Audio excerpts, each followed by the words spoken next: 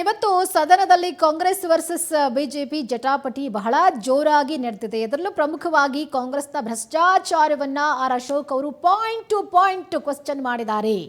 80% ಸರ್ಕಾರ ಅಂತ ವಿಪಕ್ಷ ನಾಯಕ ಆರ್ ಅಶೋಕ್ ಇವತ್ತು ಟಾಂಗ್ ಕೊಟ್ಟಿದ್ದಾರೆ.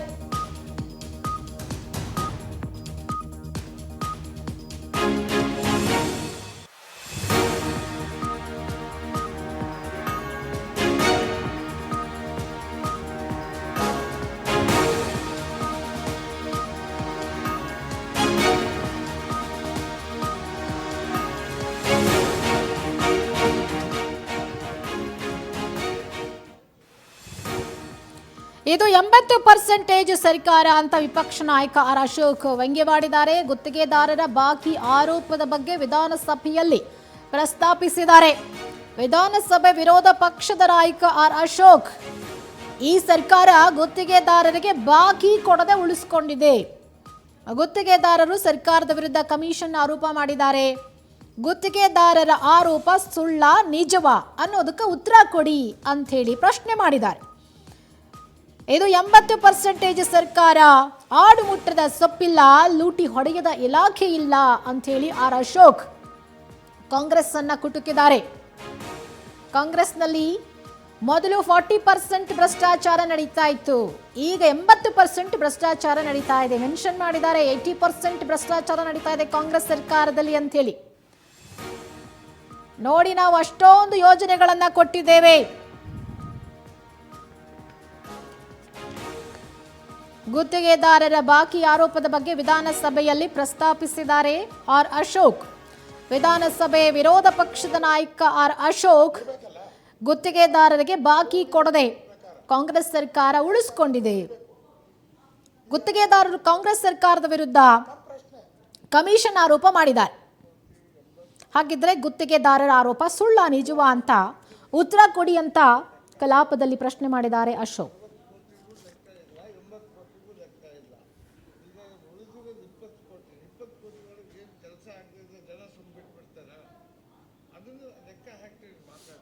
ಕರೆಕ್ಟ್ ಅಧ್ಯಕ್ಷರೇ, ನೀವು ಇವಾಗ ನಾನು ಮೆಚ್ಚಿದೆ, ನೀವು ಕರೆಕ್ಟ್ ಅಲ್ಲ.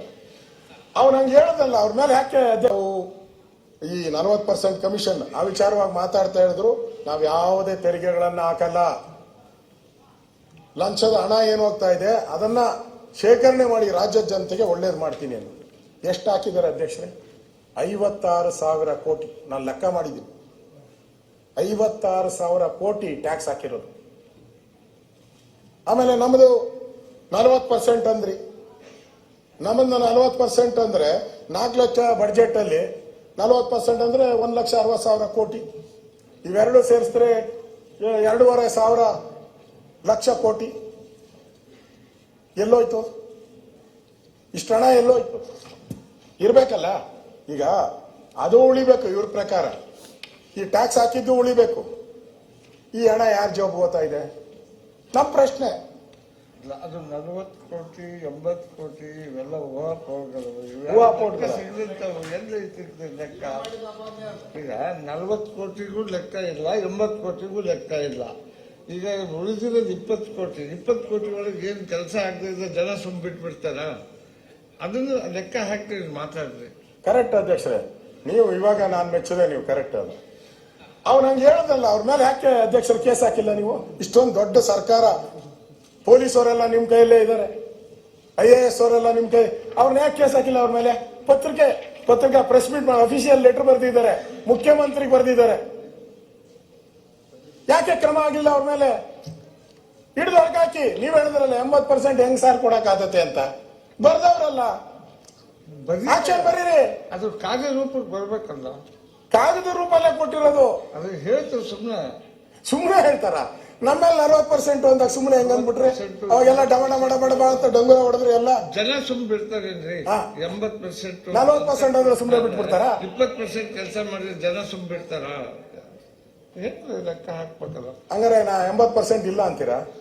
ಇವೆಲ್ಲ ಬೇಡ, ಒಂದು 60% ಆದ್ರೂ ಒಪ್ಕೊಂತೀರಾ? ಏನ್ ಹೇಳಬೇಕು? ಒಂದು 60% ಆದ್ರೂ ಒಪ್ಕೊಳ್ಳಿ ಸರ್. ಅದು ಇವು ಯಾವ ಲೆಕ್ಕ ಇಲ್ಲದೆ ಇರ್ತಕ್ಕಂಥ ಹೇಳೋದಿದು, ಬರೀ ಹೇಳೋದು. ಅಧ್ಯಕ್ಷರೇ, ನಿಮ್ಗೆ ನೀವು ಪಾಪ ಅಮಾಯಕರು. ನೀವು ನಿಮ್ಗೆ ಗೊತ್ತಿಲ್ಲ. ಟ್ಯಾಂಕ್ ಮಾಡ್ಕೊಂಡೆ ಹೋಗೋಣ.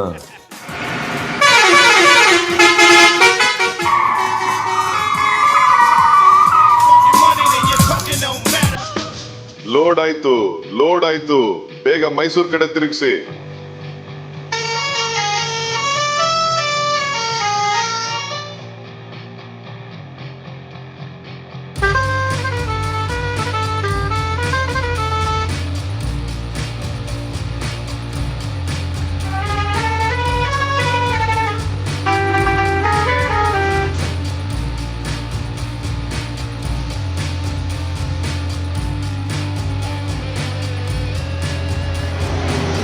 ಸರ್, ಕರ್ನಾಟಕದಲ್ಲಿ ಅಬಕಾರಿ ಇಲಾಖೆಯಲ್ಲಿ ಕಿಕ್ಬ್ಯಾಕ್ ಹಾವಳಿ ತಡೆಯೋಕ್ಕಾಗ್ತಿಲ್ಲ. 2500 ಕೋಟಿ ರೂಪಾಯಿ ಟಾರ್ಗೆಟ್ ಇಟ್ಟು ಕಿಕ್ಬ್ಯಾಕ್ ಪಡೆದುಕೊಂಡಿದ್ದಾರೆ. ನೀವೇ ನ್ಯಾಯ ಕೊಡಿಸಬೇಕು.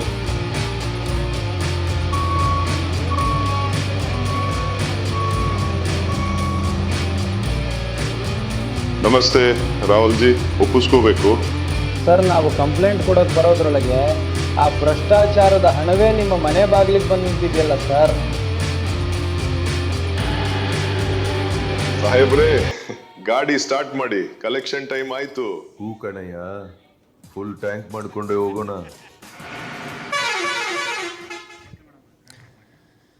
ಎಸ್, ಆರ್ ಅಶೋಕ್ ಅವರು ಬಹಳ ದೊಡ್ಡ ಮಟ್ಟದ ಆರೋಪಗಳನ್ನು ಮಾಡ್ತಿದ್ದಾರೆ. ಕಾಂಗ್ರೆಸ್ ಸರ್ಕಾರದ ಮೇಲೆ ಕೈ ಭ್ರಷ್ಟಾಚಾರದ ವಿರುದ್ಧ ಬಿಜೆಪಿ ನಾಯಕರು ಕಿಡಿಕಾರ್ತಿದ್ದಾರೆ. ಅದರಲ್ಲೂ ಬಹಳ ಪ್ರಮುಖವಾಗಿ ಆರ್ ಅಶೋಕ್ ಅವರು ಡಿ.ಕೆ. ಶಿವಕುಮಾರ್ ಅವರ ಭ್ರಷ್ಟಾಚಾರದ ಬಗ್ಗೆ, ಸಿಎಂ ಸಿದ್ದರಾಮಯ್ಯನವರ ಭ್ರಷ್ಟಾಚಾರದ ಬಗ್ಗೆ, ಇಬ್ಬರು ಕೂಡ ಇಲ್ಲಿಂದ ಹಣವನ್ನು ನೀವು ಬೆಂಗಳೂರು ಟು ಡೆಲ್ಲಿಗೆ ಸಾಗಿಸ್ತಾ ಇದ್ದೀರಾ.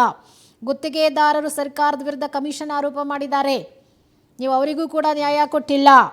ಗುತ್ತಿಗೆದಾರರಿಗೆ ಬಾಕಿ ಉಳಿಸ್ಕೊಂಡಿದೆ ಸರ್ಕಾರ, ಇನ್ನೂ ಕೂಡ ಅದನ್ನು ಕೊಟ್ಟಿಲ್ಲ. ಆಡು ಮುಟ್ಟದ ಸೊಪ್ಪಿಲ್ಲ, ಲೂಟಿ ಹೊಡೆಯದ ಇಲಾಖೆ ಇಲ್ಲ. ಕಾಂಗ್ರೆಸ್ ಎಲ್ಲ ಇಲಾಖೆಗಳಲ್ಲೂ ಲೂಟಿ ಹೊಡಿತಾ ಇದೆ ಅಂಥೇಳಿ ಆರ್ ಅಶೋಕ್ ಅವರು ಇವತ್ತು ಕಲಾಪದಲ್ಲಿ ಕಾಂಗ್ರೆಸ್ ವಿರುದ್ಧ ಕಿಡಿಕಾರಿದ್ರು. ಅದರ ಜೊತೆಗೆ ಪುನೀತ್ ರಾಜ್ಕುಮಾರ್ ಅವರನ್ನು ನೆನಪು ಮಾಡಿಕೊಂಡು ಬ್ರ್ಯಾಂಡ್ ಬೆಂಗಳೂರು ಕನಸು ಕಂಡಿದ್ದಂಥ ಡಿ.ಕೆ. ಶಿವಕುಮಾರ್ ಇವತ್ತೆಲ್ಲೂ ಕಾಣ್ತಾ ಇಲ್ಲ. ಗುಂಡಿ ಬಿದ್ದಂಥ ಬೆಂಗಳೂರು ನಮಗೆ ಬೇಕಾಗಿಲ್ಲ, ಕೆಂಪೇಗೌಡರು, ಕೆಂಗಲ್ ಹನುಮಂತಯ್ಯ ಅವರ ಬೆಂಗಳೂರೇ ಸಾಕು ನಮಗೆ ಅಂಥೇಳಿ ಇವತ್ತು ಕಲಾಪದಲ್ಲಿ ಕಾಂಗ್ರೆಸ್ ಸರ್ಕಾರದ ಭ್ರಷ್ಟಾಚಾರದ ವಿರುದ್ಧ, ಕಾಂಗ್ರೆಸ್ ಏನೇನೂ ಮಾಡ್ತಾ ಇಲ್ಲ, ಕೇವಲ ಭ್ರಷ್ಟಾಚಾರ ಮಾಡೋದ್ರಲ್ಲೇ ಮುಳುಗೋಗಿದೆ, 80% ಭ್ರಷ್ಟಾಚಾರದಲ್ಲಿ ಕಾಂಗ್ರೆಸ್ ಮುಳುಗೋಗಿದೆ ಅಂಥೇಳಿ ಆರ್ ಅಶೋಕ್ ಅವರು ಇವತ್ತು ಮಾತನಾಡಿದ್ದಾರೆ.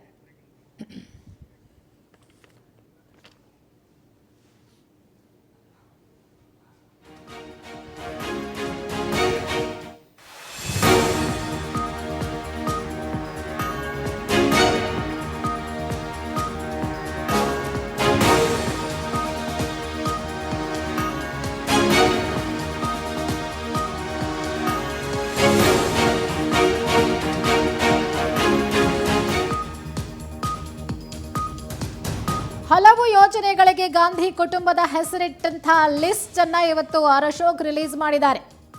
ಗಾಂಧಿ ಹೆಸರಿಟ್ಟ ಯೋಜನೆಗಳ ಹೆಸರನ್ನ ಇವತ್ತು ಸದನದಲ್ಲಿ ಆರ್ ಅಶೋಕ್ ಓದಿದ್ದಾರೆ, ಲಿಸ್ಟ್ ತಗೊಂಡು ಬಂದಿದ್ದಾರೆ. ಅದು ನಮ್ಮ ಕಾಂಗ್ರೆಸ್ನ ಸಾಧನೆಗಳು ಅಂತ ಈ ಸಂದರ್ಭದಲ್ಲಿ ಪ್ರದೀಪ್ ಈಶ್ವರ್ ಅವರು ಕೂಡ ಟಾಂಗ್ ಕೊಟ್ಟಿದ್ದಾರೆ. ಅದೆಲ್ಲವೂ ನಮ್ಮ ಸರ್ಕಾರದ ಕೊಡುಗೆ. ಶಾಸಕ ಪ್ರದೀಪ್ ಈಶ್ವರ್ ನೋಡಿ, ನಾವು ಅಷ್ಟೊಂದು ಯೋಜನೆಗಳನ್ನ ಕೊಟ್ಟಿದ್ದೇವೆ, ನೀವೇನ್ ಕೊಟ್ಟಿದ್ದೀರಿ ಅಂತ ಅಶೋಕ್ಗೆ ಪ್ರದೀಪ್ ತಿರುಗೇಟ್ ಕೊಟ್ಟಿದ್ದಾರೆ.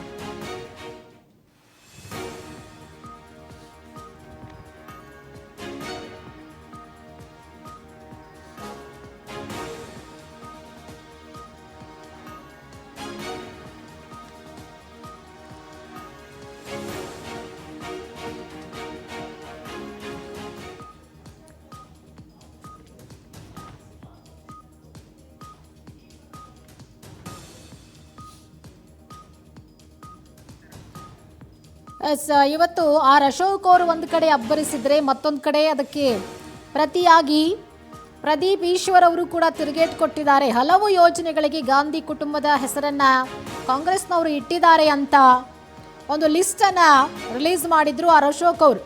ಗಾಂಧಿ ಹೆಸರಿಟ್ಟ ಯೋಜನೆಗಳ ಹೆಸರನ್ನ ಓದಿದ್ರು ಇವತ್ತು ಆರ್ ಅಶೋಕ್.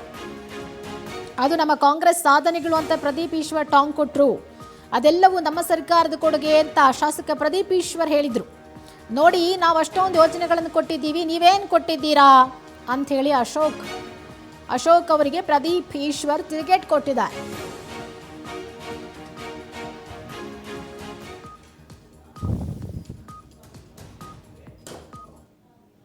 ಇವ್ರಿಗೋಸ್ಕರ ಇವ್ರ ನಿಯಂತ್ರಣ ಮಾಡೋಣ, ರಾಜ್ಯದ ಜನತೆ ದಿಕ್ಕು ತಪ್ಪಿಸ್ತಿದ್ದಾರೆ ಅಂತ ನಾವು ಬಿಲ್ ಮಾಡಿದ್ವಿ ಅಂತ ಬಿಜೆಪಿ ಅವರು ಹೇಳ್ತಾರೆ. ನಾವು ಹೇಳ್ತೀವಿ ದ್ವೇಷ ಭಾಷಣ ನಾವು ಮಾಡಿದ್ರು ತಪ್ಪೆ, ನೀವು ಮಾಡಿದ್ರು ತಪ್ಪೆ ಅಂತ ನಾವು ಬಿಲ್ ಪಾಸ್ ಮಾಡಿ ಗವರ್ನರ್ ಅವರು ಕಳಿಸಿದ್ರೆ ಗವರ್ನರ್ ಅವರು ಈಗ ರಾಷ್ಟ್ರಪತಿ ಕಳಿಸ್ತಾರೆ. ಯಾಕೋ ಸಂವಿಧಾನಕ್ಕೆ ನಮ್ಮ ರಾಜ್ಯಪಾಲರು ಅವಮಾನ ಮಾಡ್ತಿದ್ದಾರೆ. Honourable governor ji, you are insulting our constitution. With all due respect, this is not a fair development. You should have a respect for Indian constitution. ಇದು ರಾಜ್ಯಪಾಲರ ನಡೆ ಖಂಡಿತವಾಗೂ ತಿರಸ್ಕಾರ ಮಾಡ್ತಕ್ಕಂಥದ್ದು. ಯಾಕೆ ರಾಜ್ಯಪಾಲರು ಕೇಂದ್ರದ ಏಜೆಂಟ್ ಆಗಿ ವರ್ತಿಸ್ತಿದ್ದಾರೋ ನಮಗಂತೂ ಗೊತ್ತಿಲ್ಲ ಅನ್ನೋದು ನನ್ನ ಅಭಿಪ್ರಾಯ. ದಯವಿಟ್ಟು ರಾಜ್ಯದ ಜನತೆ ನೀವು ಇದನ್ನೆಲ್ಲ ನೋಡಬೇಕು. ಯಾರೆಲ್ಲ ಬಿಜೆಪಿಗೆ ಓಟ್ ಹಾಕಿದ್ರಲ್ಲ, ನೀವು ನೋಡ್ಬೇಕು, ಈ ಗಮನ ಡೆವಲಪ್ಮೆಂಟ್ ಹಾಕಬೇಕು. ಆಯ್ತಪ್ಪ, ಬಹಳಷ್ಟು ಜನ ನಾನು ಯಂಗ್ಸ್ಟರ್ಸ್ ಕೇಳ್ತೀನಿ, ಏನೋ ಯಾರ ಮುಖನೋ ನೋಡ್. ರಾಜೀವ್ ಗಾಂಧಿ ಸ್ಮಾರಕ ನಮ್ಮ ಉಪನ್ಯಾಸ, ರಾಜೀವ್ ಗಾಂಧಿ ನಿಮ್ಮ ಸೀಟ್ ಯಾವುದು? ಬಿಚ್ಚುದ ಸೀಟ್ ಅಲ್ಲ, ಸೀಟ್ ಒಂದೇನು ಹೆಮ್ಮೆ ರಾಜೀವ್ ಗಾಂಧಿ ಸಾಧನೆಗಳು ಕಾಂಗ್ರೆಸ್ ಇದೆ ಅಲ್ಲ, ಗ್ರಂಥಾಲಯ ನೋಡಿದ್ರೆ ಹೆಮ್ಮೆ ಸಮಾಧಾನ. ಇಂದಿರಾ ಗಾಂಧಿ ಅಷ್ಟುದ್ದ ಪಟ್ಟಿಗಳ ಸಾಧನೆನ ಕಾಂಗ್ರೆಸ್ ಅಶೋಕಣ್ಣ ಓದ್ತಾವ್ರೆ. ರೋಲ್ ಮಾಡಿ ಇಂದಿರಾ ಗಾಂಧಿ ಸಾಗರ ಅಣೆಕಟ್ಟು ನಾಗ್ಪುರ, ಇಂದಿರಾ ಗಾಂಧಿ ಕ್ರೀಡಾಂಗಣ ಶಿಮ್ಲಾ, ನೆಹರು ಚೌಕ, ನೆಹರು ಸ್ಟ್ರೀಟ್, ನೆಹರು ನಗರ, ನೆಹರು ಮಾನ್ಯ ಸಭಾಧ್ಯಕ್ಷರೇ, ನಮ್ಮ ಪಕ್ಷದ ಅಭಿವೃದ್ಧಿ ಯೋಜನೆಗಳನ್ನ ರಾಜ್ಯದ ಜನತೆಗೆ ತಿಳಿಸಿದ ಅಶೋಕ್ ಅಭಿನಂದನೆ ಸಲ್ಲಿಸ್ತೀನಿ. ಸಭಾಧ್ಯಕ್ಷ